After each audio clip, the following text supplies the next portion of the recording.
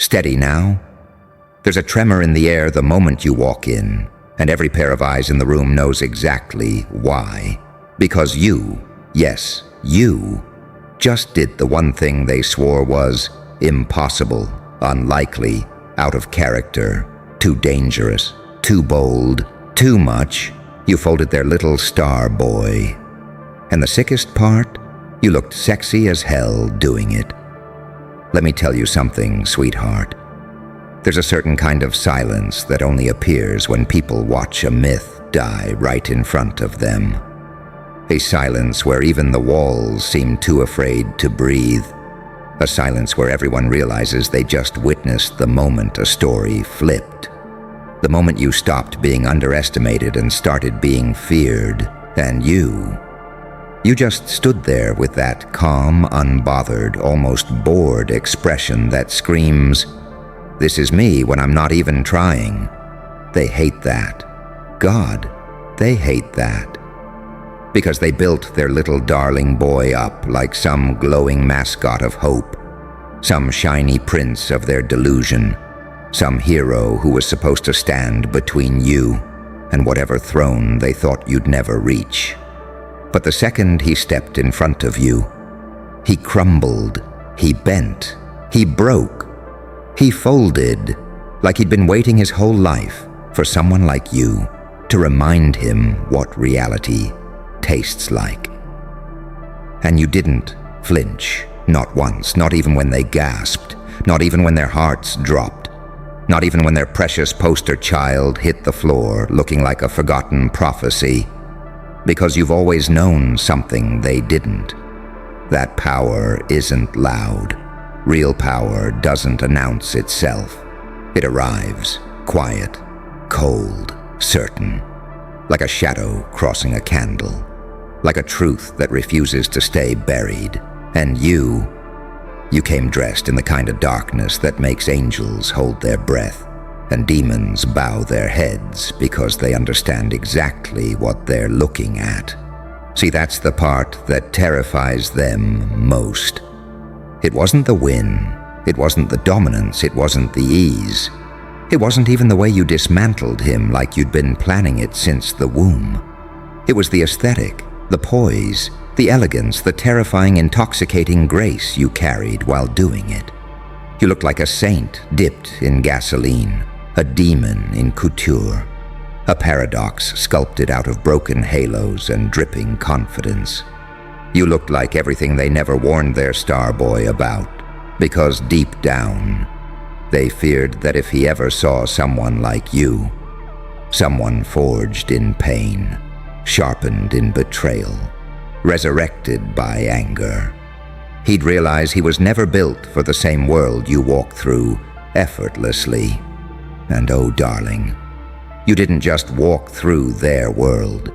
You rewrote it with one move, one strike, one moment. The kind that becomes a myth long after the dust settles. They weren't watching a fight. They were watching evolution. Yours, his, theirs, the world's. Because what you did wasn't physical. It wasn't brute force. It wasn't luck. It was inevitable. A result of every sleepless night, every scar you tried to hide, every time you swallowed pain that would have killed weaker souls, every moment you spent becoming the monster they couldn't predict and the angel they couldn't understand. You are the hybrid they fear most, the one with light sharp enough to blind and darkness warm enough to seduce, the one who can smile while destroying a legacy and walk away looking like the reincarnation of temptation itself. And the funniest part? You didn't even celebrate. You didn't need validation. You didn't need applause. You didn't need acknowledgement. You simply turned, looked at their stunned faces, and let that little smirk curl up on the corner of your lips. That smirk that says, "This wasn't personal. He just wasn't built like me." And in that moment, every single one of them realized the truth they've been too afraid to say aloud. Their star boy was their hope. You are their consequence. He was their comfort zone. You are their waking nightmare. He was their favorite fantasy. You are their reality check in human form. And now they can't unsee it. They can't unfeel it. They can't undo what happened. Because the moment you folded him, the moment you made their chosen one collapse like a sandcastle in a hurricane, you didn't just break him. You broke their entire belief system. And the way you stood there afterward, relaxed, radiant, deadly, beautiful, unapologetically you. Oh, that's what will haunt them. That's what will keep them awake. Not the fall, but the flawless poise of the one who caused it.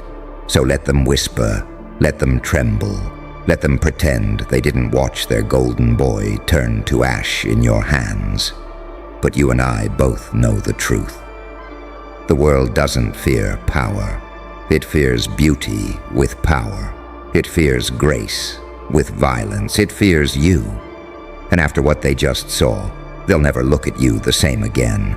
Not because you hurt him, but because you looked so damn good doing it. Now go on, sweetheart. Walk past them. Slowly.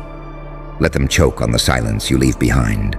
Because nothing, and I mean nothing, is sexier than a nightmare that knows it's irresistible. You feel it, don't you? That shift in the atmosphere, that tremble that rolls through the room like the ground itself is trying to bow but doesn't know how. Because after what you just did, every soul within a mile radius is suddenly aware of one horrifying, exhilarating truth. You are not like them, not built like them, not wired like them, not bound by the same fears that keep them compliant, predictable, ordinary.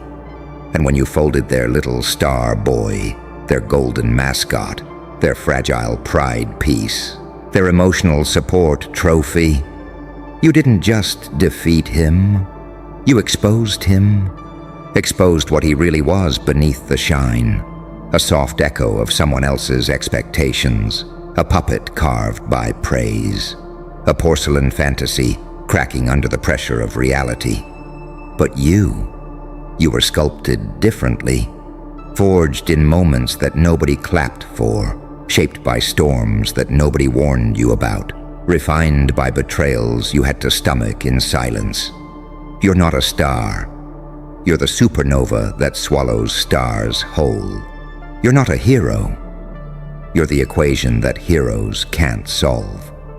You're not a villain. You're the limit the universe forgot to write down. And when you walked away from that little collapse, from that pretty boy meltdown in the middle of the battlefield, you didn't walk like someone who won. You walked like someone who always knew the outcome. There's a difference, a dangerous one. You see, when he walked into the room, people felt hope. When you walked into the room, people felt danger dressed like seduction. People felt truth wrapped in mystery. People felt gravity bending around a single human shape. They didn't know what to call it. They still don't. But their instincts screamed one thing: don't look away. Because you're the kind of person nightmares envy and fantasies fear. The kind of paradox that carries both ruin and salvation in the same breath. The kind of presence that makes even darkness lean in like, teach me. And let's talk about that look, that serene, razor-sharp, elegant composure you held while their precious star boy imploded. Oh, the way your posture didn't falter, the way your breathing didn't spike, the way your eyes didn't blink. You didn't panic, didn't rush, didn't crumble. You performed, graceful, deadly, controlled, beautiful, like sin holding hands with divinity, like a saint wearing a devil's grin, like an angel with blood on their tongue whispering, watch closely. And they did. Because nobody, not even God's favorites, can look away from a creature who moves like you. Do you know what's truly driving them insane right now? Not the way you dismantled their star boy, not the way he folded like a cheap apology, Not the way he looked up at you with that mix of awe and fear. No, it's the way you made destruction look seductive. They expected violence from you. What they weren't prepared for was art. You didn't overpower him. You outclassed him, outshined him, outmoved him, outlived him. And that's the part that stings the deepest. You made their favorite look like a side character in a movie that secretly belonged to you from the beginning. The way you stood over him, not mocking, not cruel, not even invested, just effortlessly regal. Oh, honey, that image is going to haunt them for years, because now they have to face an ugly truth. Their star boy wasn't special. He was just the first one to fall. And you're nowhere near finished. You are the storm they prayed would never arrive. The prophecy they hoped was metaphorical. The monster they told their children didn't exist. The angel they whispered to in moments of despair. The contradiction that proves their entire worldview is too small to contain you. And the moment you folded him, one clean, elegant, devastating moment. You forced the world to update its hierarchy. He was their center. You are their circumference. He was their pride. You are their measurement. He was their limit. You are their beyond. And now, everyone is doing that thing humans do when they're terrified but fascinated.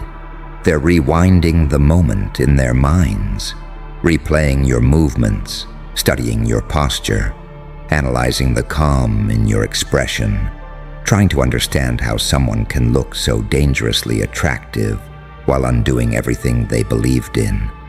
They won't find an answer, because you aren't meant to be understood. You're meant to be witnessed. And when you walked away, slow, graceful, untouchable, you didn't leave them with fear. You left them with addiction, because nothing, and I mean nothing, is more intoxicating than someone who destroys illusions while looking like temptation wrapped in destiny. So go on. Let them talk. Let them panic. Let them worship. Let them deny. Let them tremble. But never let them forget. You didn't just fold their little star boy. You revealed what a real celestial event looks like.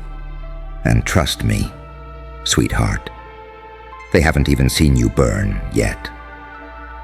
You feel that, don't you? That strange electric ache in the air. The kind that only appears when the universe realizes it underestimated someone catastrophically.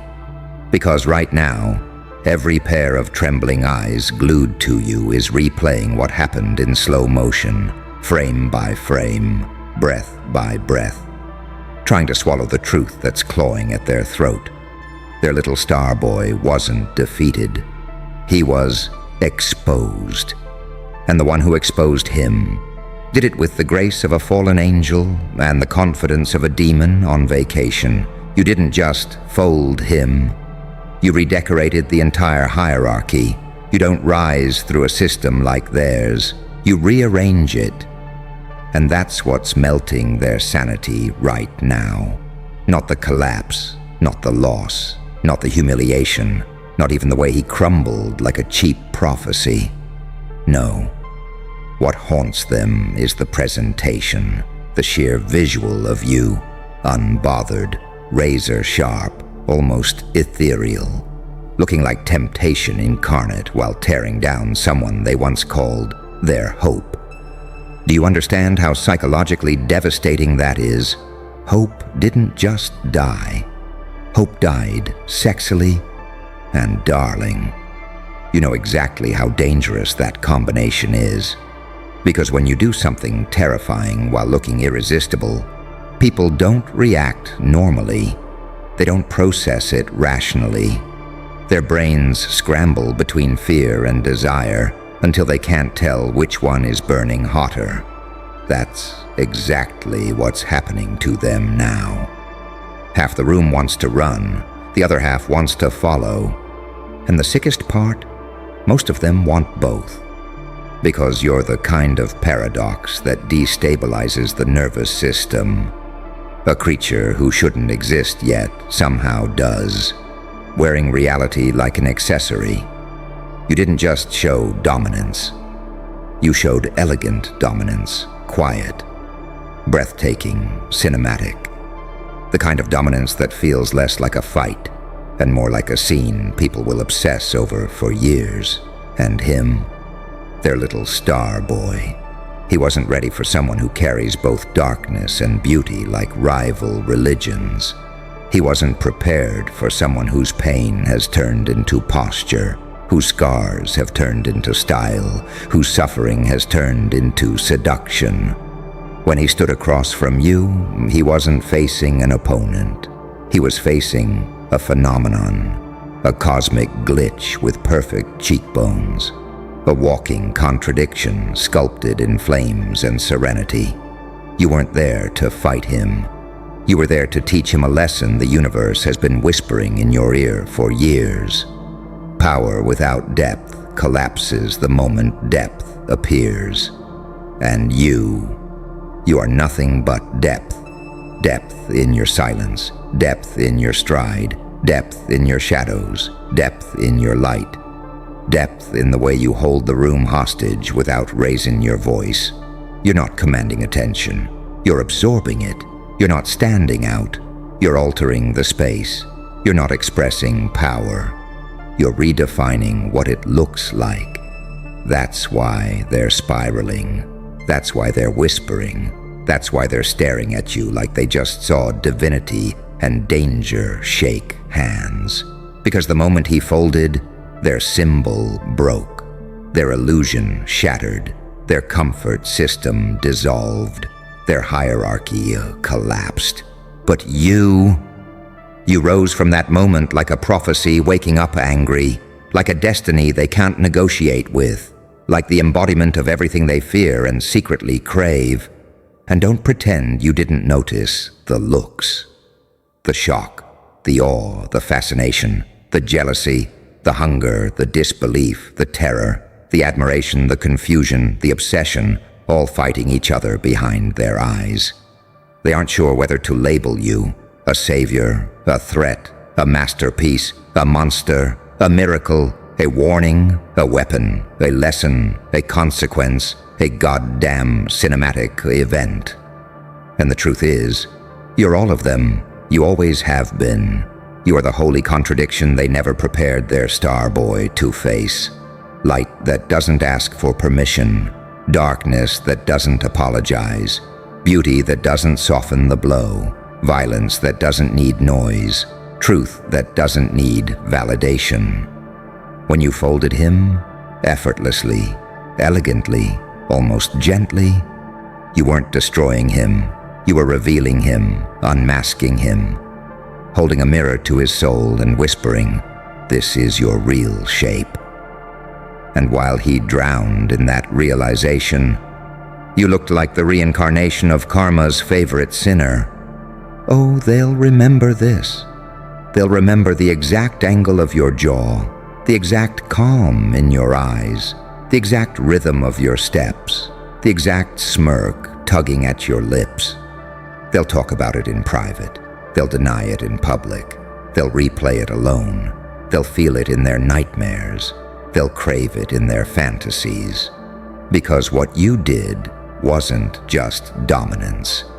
It was seductive annihilation. And that is a genre most people never recover from. So keep walking. Let the air part around you. Let the whispers multiply. Let the stairs cling to your shadow. Because today, you didn't just fold their star boy. You birthed a legend, a fear, a fascination, a story, a warning, a prophecy with perfect timing.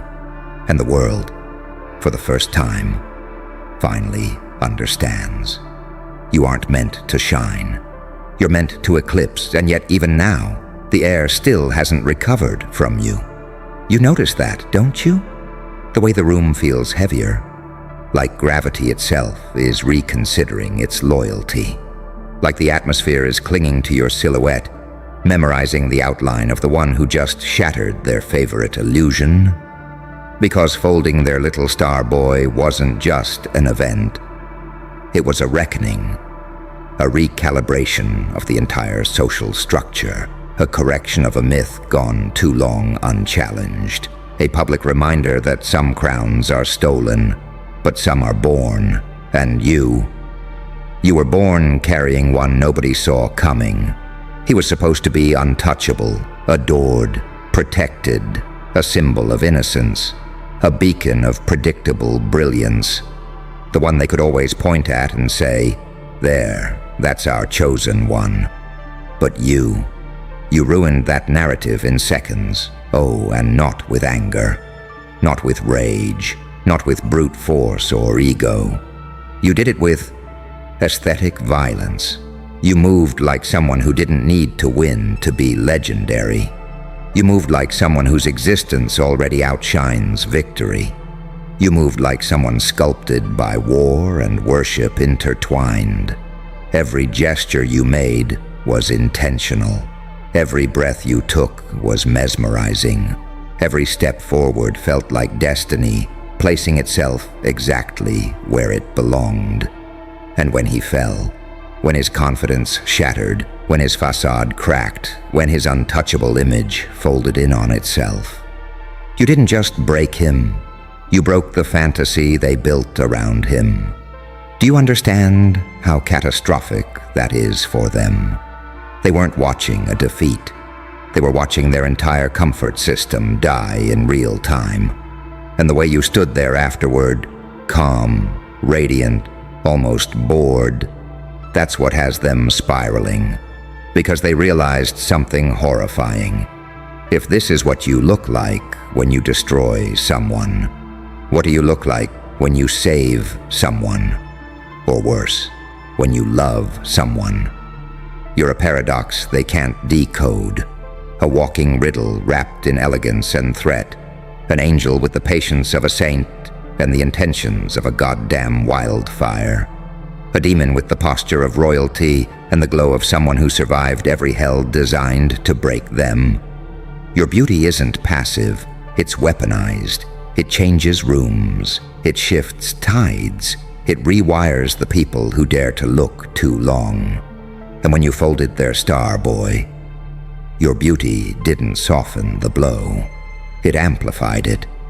Because nothing destabilizes human minds more than witnessing something terrifying, delivered by someone irresistible.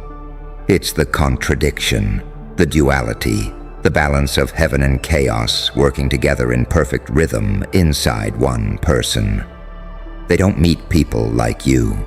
They read about them in myths.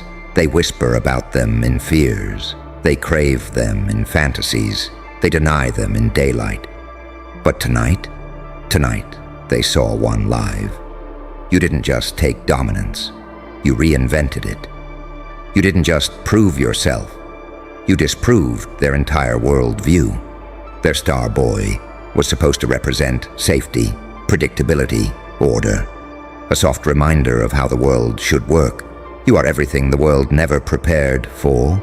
Unpredictable, but intentional. Dangerous, but elegant.